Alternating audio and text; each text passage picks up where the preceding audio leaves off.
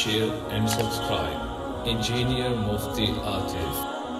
اور حقیقت میں ختم نبوت وہ عظیم الشان اعزاز ہے، وہ نعمت ہے جس کی اہمیت بہت زیادہ ہے۔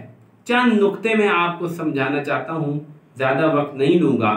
پہلی بات تو یہ سمجھیے کہ اس امت کی جو جامعیت ہے، اس دین کی جو جامعیت ہے، اس قرآن کی، اس شریعت کی جو جامعیت ہے، وہ ختم نبوت کی وجہ سے ہے۔ اگر ختم نبوت نہ ہوتی، توجہ فرمائیے گا، اگر رسول پاک صلی اللہ علیہ وسلم کے اوپر نبوت کا دروازہ ختم نہ ہوتا تو یہ شریعت ایسے جامع نہ ہوتی، اس کے اور ورژن آتے۔ ہمیں جو شریعت ملی ہے وہ قیامت تک جامع ہے، قیامت تک کے لیے قابل عمل ہے، یہ ختم نبوت کی وجہ سے ہے۔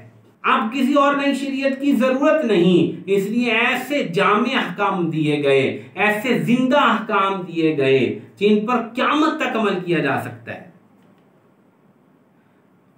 پوری دنیا میں مسلمانوں کا ایک طریقہ، ایک قبلہ، ایک نماز، ایک ذبیحہ، ایک آذان، یہ ختم نبوت کی وجہ سے ہے۔ اتنی بڑی دنیا ہے، اربوں انسان ہیں، لیکن مسلمانوں کا ایک ہی طریقہ ہے۔